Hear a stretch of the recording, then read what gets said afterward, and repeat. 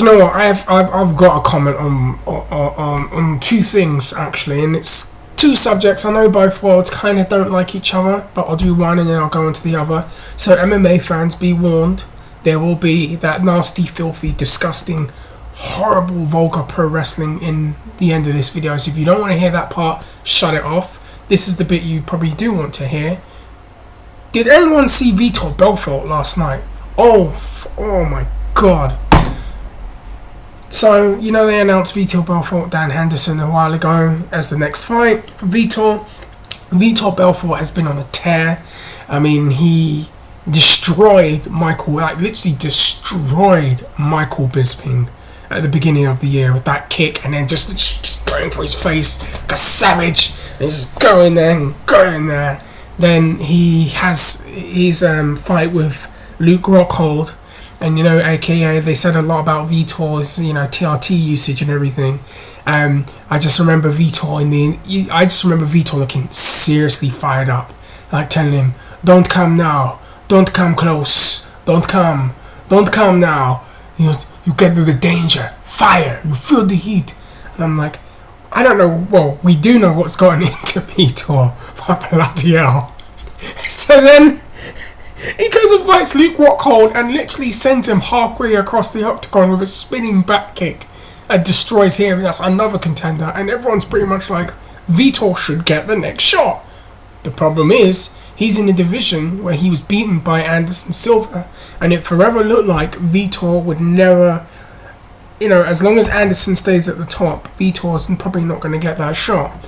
And a lot of people voted, you know, and said that Anderson would destroy Chris Weidman. And then the unthinkable happened and Weidman knocked him out, and it opened up the division. And Vitor is like, I am not taking any more fights at middleweight unless it's for the title. And he's really playing business. And then Vitor just goes crazy now every time there's a fight on in the UFC and it's a title fight.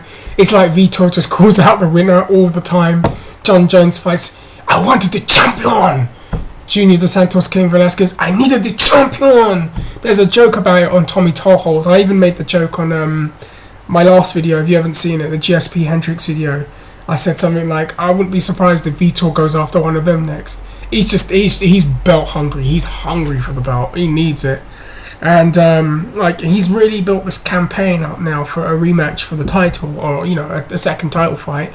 And I do believe he's a contender, a legit contender for the belt.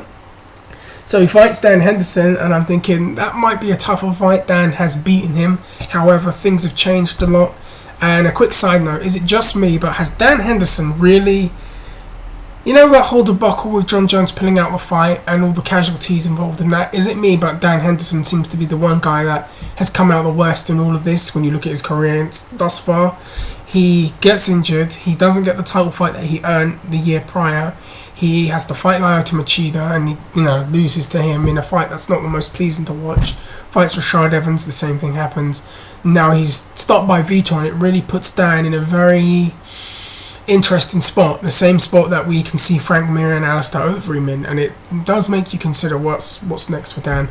Who does he fight next? Where does he go from here? I do not see him going back down to middleweight ever again, though.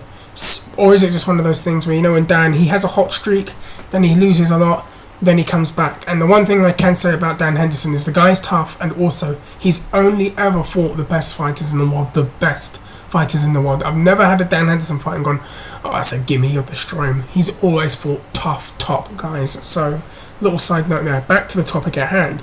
Belfort and Henderson fight, and Belfort knocks him out. And I was not expecting that to happen. I didn't think that would happen like that. I did favour Vitor because he's looked, you know, given what he's doing with the TRT, he's looking quicker, he's throwing, you know, kicks, he's got a lot more energy to him, and I'm thinking he might outquick Dan Henderson. He could get him, but if Henderson closes the distance on him, uses his Greco-Roman, he could actually, you know, make Vitor uncomfortable and then just pick him off in the second round and knock him out. So the fight happens and Henderson gets kicked in the head. Vitor takes another guy out with a head kick and then just goes to him. And this time Vitor wasn't as hyped up or as crazy as he usually is after a post-fight, like calling out champions from other weight classes. But he did say, look, Dana, and he went like that at his waist. I saw that. And I'm thinking, listen, they have to give him the next shot. They have to give him the next shot. Look, if Anderson wins the rematch and people are favouring Anderson, that is going to take some persuading to get Anderson to want to do it, from what I understand. But, like, things have changed significantly, or significantly enough where you can warrant another fight and warrant a rematch. Vitor has taken motherfuckers' heads off. He has taken people out. Despite the John Jones loss, outside of that, he beat Akiyama, which, that's Akiyama. Beat Anthony Johnson, who was like, not even a fucking middleweight that night. Obviously, he lost to John Jones.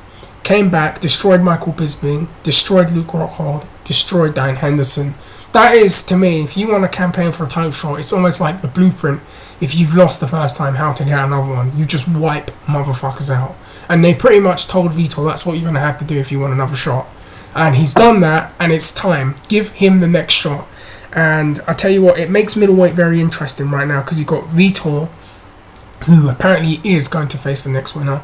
And you've got Musashi and Machida, who've gone down to that weight class. And it makes things very interesting. And I'll tell you what, if Chris Weidman beats Anderson again, see, in a perfect world, Weidman would win because it opens up the division even more. And then you can see Machida fight for the belt, and you can see Vitor fight for the belt. And I'll tell you what, man, if Weidman wins and he's got Vitor next, I mean, bloody hell, he's seriously got his work cut out for him. He really has his work cut out for him. I mean, look at how Vitor's been looking. So yeah, that's all I really have to say about that and MMA. I've got 2 videos coming very soon. I've got 2 what if videos. Get ready for those. I've been promising them for weeks. I've had to watch a lot of stuff to kind of get myself ready, because I'm going to do it justice. But there will be a video, and it will be the Jose Aldo and Anthony Pettis video that I promised. I filmed it, didn't like it, redone it, and now it's to where I'd like it, so I'm going to edit it and put it up. And then I've got another video coming very soon, and it's an MMA one, and I know that this is going to get a lot of people talking. And let's just say this, it has a lot to do with someone this MMA world loves, Fedor Emelianenko, and what would have happened if he was in the UFC from the fans' point of view. So I'm going to stop right there about MMA. And one side note, apparently Kassius Ohno has been released by the WWE, so this is pro wrestling, so you can shut this off now if you're an MMA person, you don't want to hear this. Kassius Ohno has been released by WWE. Seems to be a big topic at the moment, and people are probably going to be crowing and crying and not happy about it. Am I happy about it? No. Shall I say it very quickly? This is how I'll say it. Is Kassius Ohno talented? Yes. Do I think he's a good wrestler? Yes. Do I think he's a good talker? Yes. Do I think he's improved a lot in the last few years? Yes. Do I think he's WWE worthy? Yes. Do they think he's WWE worthy? No. Why do I think he got released? It probably has everything to do with the fact that they asked him to trim up his physique, and they felt that he wasn't doing enough to make sure that was happening. He wasn't taking care of himself. He wasn't keeping himself in better shape. He wasn't taking his workouts seriously enough. And at that time, they had a plan to bring him onto main TV. And when he wasn't going through with what they were asking him to do, they pulled him off of NXT. And he showed up to training apparently like on the week. And they told him right there and then that he was being released from his contract. Do I think that's a shame? Absolutely. I know people have got different ideas. Some people think that he should have just been called up. My thing is, yes, I think he should be just called up, but as horrible as it sounds, you almost have to play the game with that company. I mean, we all know how that company is, and we all know what kind of games they play with people. And in a sense, you almost have to play them if you want to get onto the main roster. I could go into even greater detail, but I've got to wrap up because I've got to go in a few minutes. Guys, let me know what you think. Vitor getting another title shot. Does he beat Anderson in a rematch? Does he beat Chris Weidman if they fight? Does he deserve another title shot? Because I know some people will say absolutely not. Wrestling fans, what do you think of Kassius Ohno? I'm going to stop, drink my tea, get out of here. Love you, take care, peace.